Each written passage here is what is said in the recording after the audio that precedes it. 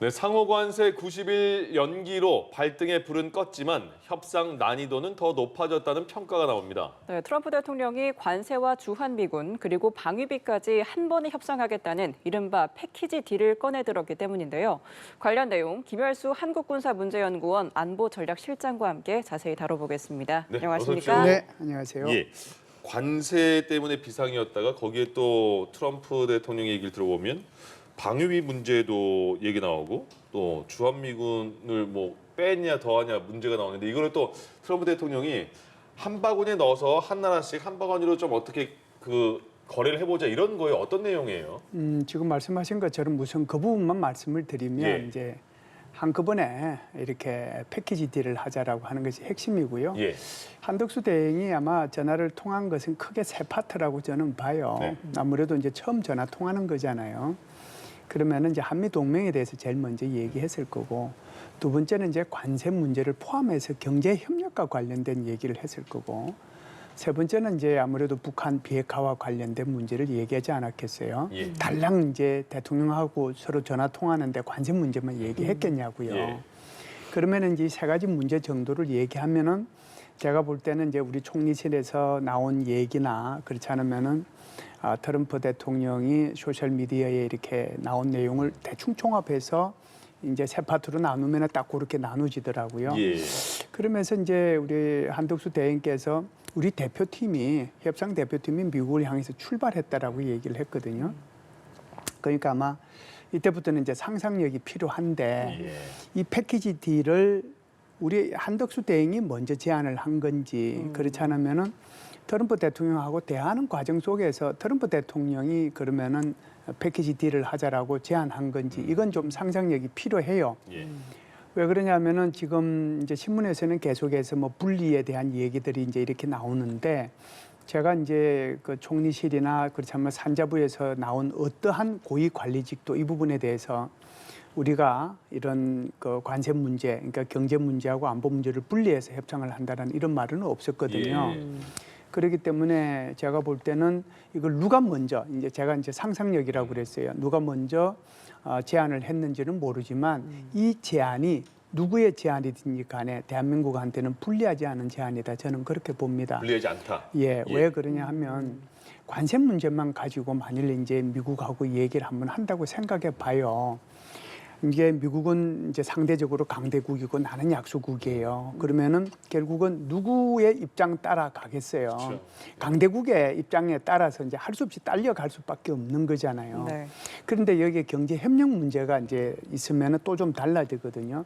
자, 그러면은 우리 LNG도 수입을 하고 얼마 전에는 이제 불과 한두 달 전에는 우리 대한항공에서 거기 보잉 이거 뭐 50대인가 이거 산다고까지 이제 또 했단 말이죠. 그러니까 이제 그런 투자도 있는 거고 알래스카 주화 파이프라인, LNG 파이프라인 그거 우리 같이 투자할게 그 얘기도 하는 거고 그러니까 뭐 그것뿐만 아니라 지금 미국이 조선업에 대해서는 군함이 지금 이제 굉장히 큰 문제가 되는 거거든요. 중국한테 이제 엄청나게 뒤떨어져 있는 상황이잖아요. 척수로도 떨어지고 예. 톤수로도 떨어지고 그러니까 이게 이제 우리 수리 정비해주는 MRO뿐만 아니고 이게 미군 군함을 건조해 줄 수도 있다. 우리 그런 기술과 능력을 다 갖고 있으니까 이거는 협력 문제잖아요. 예. 그럼 이 테이블이 하나 또 올라가면은 이제 관세 문제가 조금 이제 느슨해질 수 있는 거잖아요. 여기에 다시 주한 미군이 이제 감축이 될 거냐, 계속해서 있을 거냐. 그렇지 않으면은 주한 미군의 그 필요한 것들을 얼마만큼 지원해 줄 거냐, 방위비 분담금은. 예. 그런 것만 이제 논의를 이렇게 같이 하다 보면 이제 미국이 얻어갈 것도 있고 한국이 얻어갈 것도 있는 거잖아요.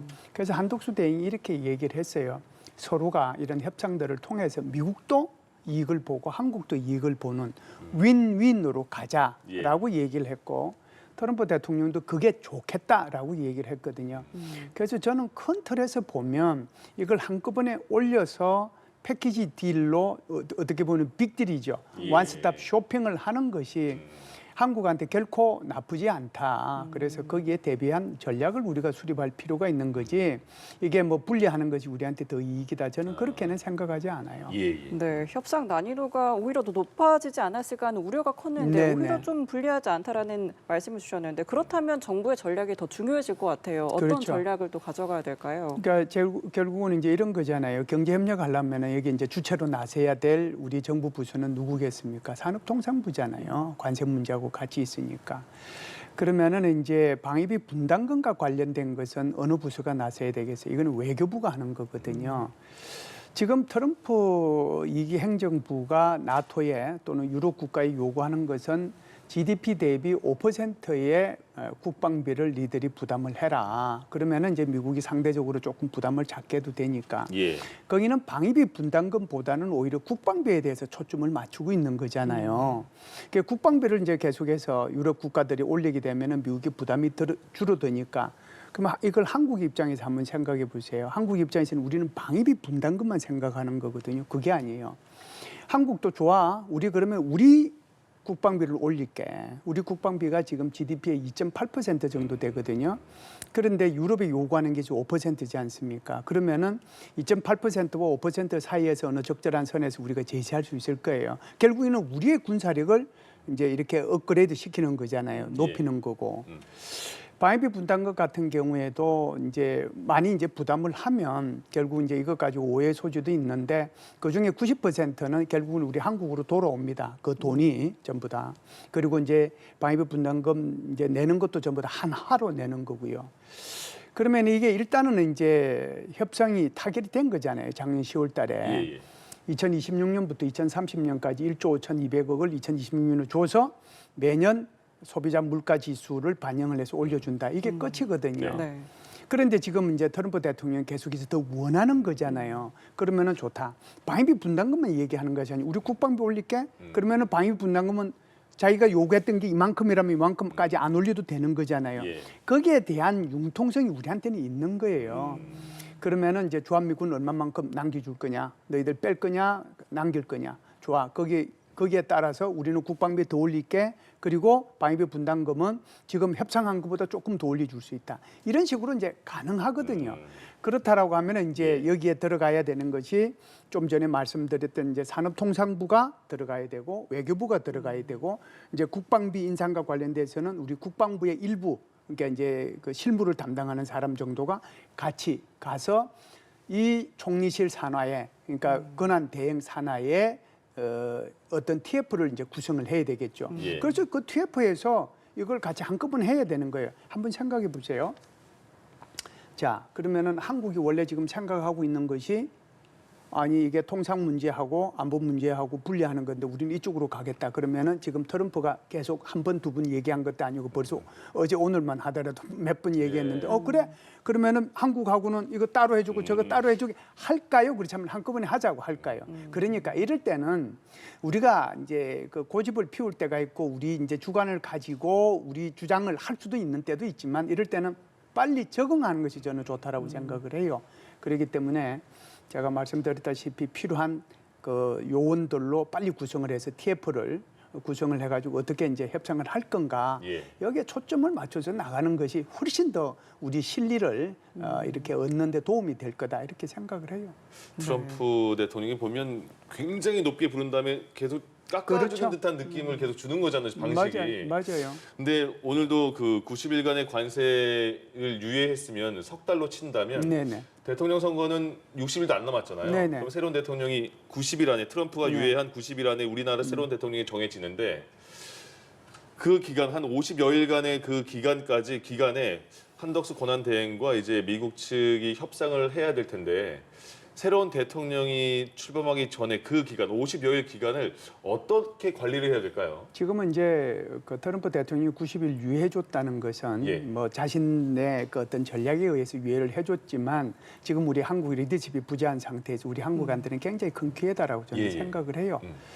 자, 90일 유예가 됐다라고 부르고 우리 선거는 6월 3일 날 계획이 돼 있는데 새로운 대통령이 등장해가지고 새 행정부하고 그다음에 90일까지는 한 달 정도의 시간이 있어요. 예. 그러면은 그때 새 행정부가 들어서서 협상을 해야 되느냐, 미국이 기다려주느냐 아니거든요. 예. 그러면은 새 행정부 기다리는 것 관계없이 지금 권한 대행이 대통령으로서 역할을 수행을 하고 빨리 태스크포스를 꾸려가지고 여기 대응을 해야 되는 겁니다. 예. 아, 나 지금 이제 60일 저기 해서 6월 3일 날 선거 있으니까 그때까지 나 아무것도 안 하겠다라고 해서 일이 그냥 진척이 되는 게 아니란 말이죠. 예. 그러니까 이럴 때는 빨리 적응을 해서 태스크포스를 구성해서 안덕수 총리 체제로 빨리 이 문제를 이제 해결해 나가는 것이 현명한 방법이고 예. 그걸 통해서 우리가 실리를 찾을 수 있는 방법들이 여러 가지가 있어요. 그러니까 그러는 것이 낫지 계속해서 이렇게 미루어서는 안 된다. 예. 저는 개인적으로 그렇게 생각을 합니다. 네. 네.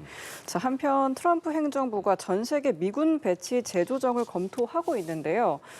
제이비어 브런슨 주한 미군 사령관이 최근 청문회에서 주한 미군은 입지적 우위를 가진다라고 강조했습니다. 또 미 국방 차관보 대행은 동맹들의 부담 공유를 늘려야 한다라고도 강조했는데요. 이러한 좀 발언들이 추후에 한미 간 협상에 좀 어떤 영향을 미치겠습니까? 두 가지를 좀 분리해서 좀 필요가 있는데요.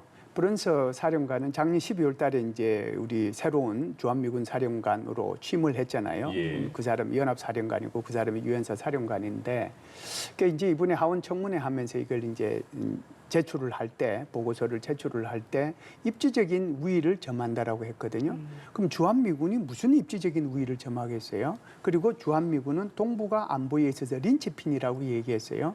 왜 한국이라고 안 하고 동북아라고 얘기했을까요? 그렇다라고 하면 이제 우리가 한번 이제 생각해봐야 되는 것이 지난달에 미국 국방부에서 인터림 디펜스 스트라테지 가이던스라고 하는 것을 발표를 했어요. 예. 임시 국방 전략 지침이죠. 여기 핵심 내용을 딱 하나로 꼽으라면 이런 내용이에요. 지금 미국의 전략 계획은 딱 두 가지가 있다. 하나는 미국 본토를 방어하는 것이고 하나는 대만을 방어하는 것이다라고 하는 거거든요. 그러니까 이제 억지력을 이제 갖춰야 되는 거잖아요. 억지력을 갖춰야 되는 건데 억지력을 갖추려고 하면은 미국 혼자만 되는 거는 아니란 말이죠. 여러 나라가 같이 하긴 해야 되는데 그러면은 주한미군이 그러니까 미국이 이 동아시아에 많이 좀 배치가 돼 있어야 되지 않겠어요. 그런데 한번 보세요. 북경하고 가장 가까이 있는 동아시아 중에서의 미군 기지가 어딜 것 같아요? 우리 오키나와하고 북경 사이 거리는 비행 거리로 2,100km입니다. 예. 그런데 우리 여기 평택에 있는 캠프 험프리스하고 북경하고 거리는 800km예요. 무슨 얘기냐면은 북경하고 가장 가까이 있는 미군 기지는 평택에 있는 험프리스 기지라는 거예요. 예. 그리고 이 주한미군이 한반도 안보에 결정적인 역할을 하지만 더 나아가서 지역적 안정 유지 임무도 있는 거거든요. 네. 그렇다라고 하면 지금 주한미군은 왜 여기에 있어야 되고 이것이 가지는 이익이 뭐냐? 이걸 전체적으로 보면은 이제 최악의 경우에는 미국하고 중국하고 전쟁할 수도 있는데 이런 입지적인 위치를 내가 왜 포기해야 되느냐? 이게 주한미군이 가지고 있는 가장 큰 이점이다. 그 얘기를 한 거예요. 예. 그러니까 주한미군을 철수하면 안 된다라고 얘기하는 것을 간접적으로 이 사람을 얘기한 거죠. 네. 그런데 지금 말씀하신 것처럼 이 사람은 지금 이제 트럼프 대통령과 같은 맥락이죠. 그 대응은 여기 방위비 분담금을 좀 올려야 되겠다라고 얘기하는 거죠. 그 말의 핵심은 주한미군은 어느 정도 감축을 하더라도 또는 전략적 유연성은 어느 정도 발휘한다고 하더라도 주한미군 전체를 철수하는 일은 없다. 대신에 방위비 분담금이나 한국의 국방비는 올려야 된다. 이것을 이제 얘기를 했다. 이렇게 볼 수가 있죠. 예. 최근에 미국에서는 반트럼프 시위 계속 많이 열렸잖아요. 네네네. 근데 그 탄핵 얘기도 나온 것 같은데 작년에 트럼프 대통령 그 대선 후보 시절에 골프장에서 트럼프 대통령 암살 시도한 남성이 붙잡혔는데 예. 더 그 검찰에서 수사해 보니까 이 남성이 개인 비행기를 공격할 수 있는 미사일을 사려고 시도까지 했다 이런 내용이 나와요. 예, 그러면 그럼 비행기도 격추하려고 했는가? 이게 검찰의 주장인데 여기까지 나갈 가능성도 있었다고 봐야 될까요? 그렇죠. 이 사람이 실제로 러시아 우크라이나 그 무기 판매상을 통해 가지고 이런 예. 걸 구매하려고 했던 징후가 이제 포착이 됐기 때문에 이게 이제 발표가 된 거거든요. 트럼프 대통령 작년 7월 달에 그러니까 공화당 유세할 예. 때 한번 이제 이 귀 옆을 스쳐가는 그러니까요. 총격 사건 한번 당했잖아요. 예. 그리고 이제 9월달에 또 다시 마라라구에 있는 자기 골프장에서 이 AK-47 소총에 의해 가지고 저격될 뻔했단 말이죠. 예. 그걸 이제 경호요원들이 발견을 해가지고 이 사람을 체포를 했는데 체포를 해가지고 쭉 이제 지금 조사를 하고 있는 거잖아요. 예. 조사를 하다 보니까 이 사람이 우크라이나 무기상을 통해 가지고 이 지금 무기를 구매하려고 했는데 두 가지예요. 하나는 RPG라고 하는데 네. 로켓 추진 수류탄이에요. 요거는 이제 우리가 이제 통상 그 RPG-7이 이제 굉장히 유명한 그런 그 RPG 중에서 하나인데 요거는 사거리가 얼마만큼 나가느냐면은 200m에서 500m 정도 나갑니다. 예. 그럼 이게 이제 주 목적은 뭐냐면은 장갑차나 전차를 뚫는 전차를 파괴하는 데 사용하는 거거든요. 그러니까 비행기를 갖다가 파괴하는데 아주 유용한 무기가 되는 거죠. 예. 이것을 구매하려고 했다라고 하는 거고 하나는 스팅어 미사일이라고 있어요. 예. 그 스팅어 미사일은 대공 미사일인데 개인이 들고 다니는 미사일이에요. 여기에 이제 어깨에 지고 어깨에 대고 이제 비행기를 이렇게 사격을 하면 비행기가 이제 여기 이제 떨어지는 거거든요. 예. 우크라이나 전에서 스팅어 미사일이 많이 사용이 됐어요. 그래서 이제 러시아가 우크라이나 군에 의해서 미국이 제공해 준 것 가지고 피해를 많이 입었는데 이 스팅어 미사일이 사거리가 1km에서 4.8km까지 정도 돼요. 예. 그러니까 이제 어느 정도 이제 쭉 고도를 낮춰서 내리려고 하거나 떨려고 할 때 이걸 갖다가 쏠 수 있는 거거든요. 네네. 그래서 이제 아주 뭐라고 할까요?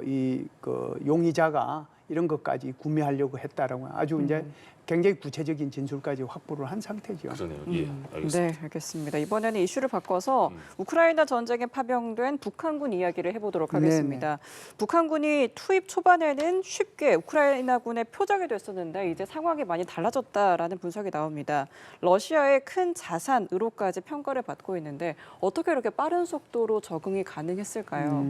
사실상 이제 북한의 지형 그러니까 전투 지형이든 뭐 환경이든 그거하고 우크라이나 환경하고 다르잖아요.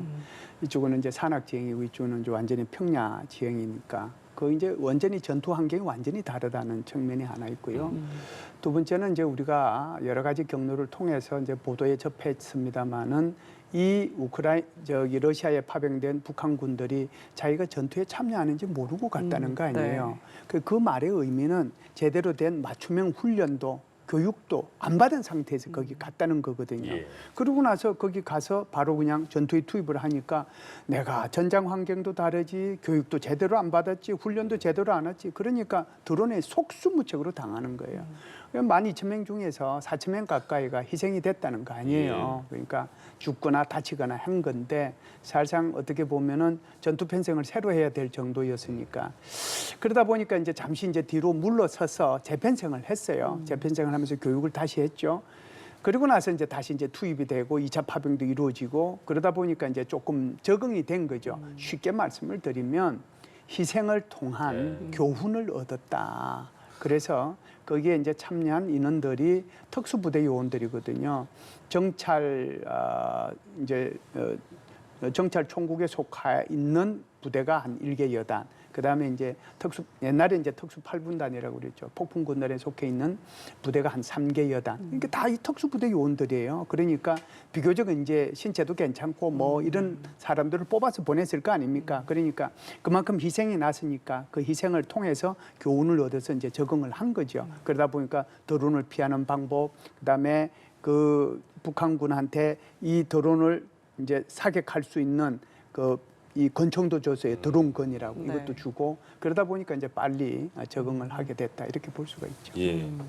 내 주위에 한 수백 명, 수천 명의 동료가 죽은 거잖아요. 그 극한 상황이잖아요. 그렇죠. 그래서 예. 빨리 배울 수밖에 없는 상황이 이제 된 거고 뒤늦게나마.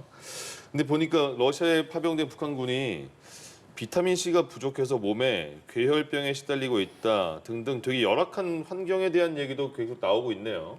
예, 이것도 이제 북한군에 대한 것이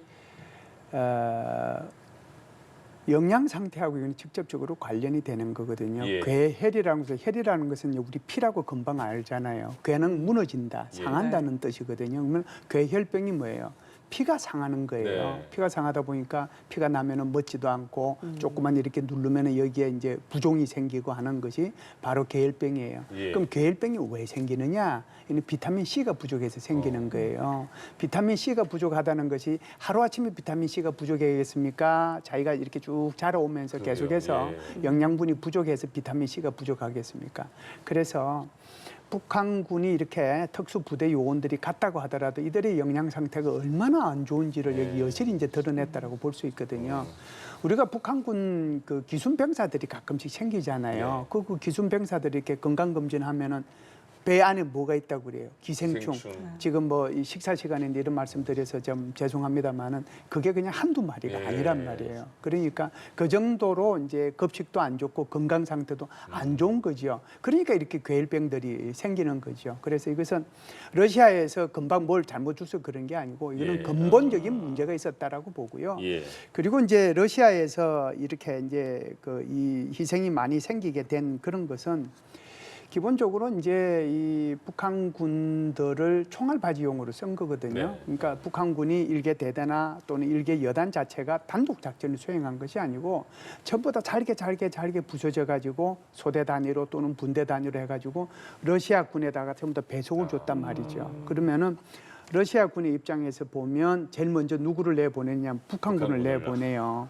북한군을 나가라 그러니까 나가는 거죠. 뭣도 모르고. 예. 그러면은 나가면은 일종의 미끼용이에요. 나가면은 이제 저 반대편에 있는 우크라이나 군이 이 북한군을 향해서 총을 쏘거나 드론을 날리거나 포를 쏘거나 할 거 아니에요. 네. 그러면은 그때 러시아가 우크라이나 군이 방향을. 어디에 있는지를 알고 여기에 이제 대응을 하는 거거든요. 그러면 여기 있는 북한군들은 다 희생이 되는 거죠.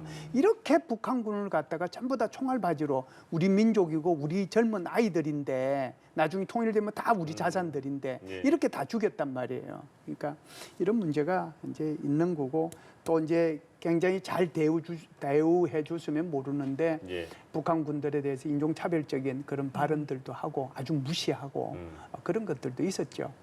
그러면 그 이후에 지금 북한도 러시아에 파병을 보내면서 러시아를 많이 이용하는 상황이잖아요. 네네. 러시아도 북한을 이용하는 상황이고. 그렇죠. 그 관계가 계속 가긴 갈까요? 동맹이라고 할 정도까지? 네, 지금은 이제 이 부분은 이렇게 봅니다. 지금 러시아 우크라이나 전쟁이 트럼프 대통령의 의지대로 예. 빨리 휴전이 되거나 종전이 지금 안 되고 있는 예. 거잖아요. 그러니까 그만큼 어려운 거예요. 그래서 제가 이제 뭐 얼마 전에도 그런 얘기를 많이 했습니다만은 이 트럼프의 의지대로 이렇게 빨리 휴전이 되고 종전이 되면 좋지만 6개월 안에라도 휴전이 된다면 그건 성공적이다. 그런데 지금 제가 볼 때는 그럴 가능성이 그렇게 많지는 않거든요. 네. 지지부진해져 있고 그나마 만들어진 휴전조차도 지금 굉장히 지금 뭐 위험해져 있는 거고 오히려 교전은 더 객화되고 있는 거잖아요.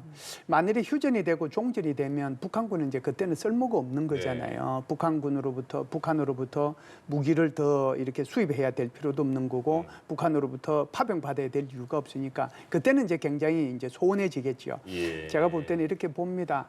휴전 협정이나 또는 종전 협정이나 이것이 체결되기 전까지 북한은 유용할 것이다. 러시아로 봐서는. 그래서 굉장히 군사적 유죄도 강화될 것이고 그걸 빌미로 해가지고 외교적인 관계, 경제적인 관계도 좋을 것이다. 그러나 휴전 협정이나 또는 종전 협정이 되면 아무래도 상대적으로 그 가치는 떨어질 수밖에 없다. 이렇게 보죠.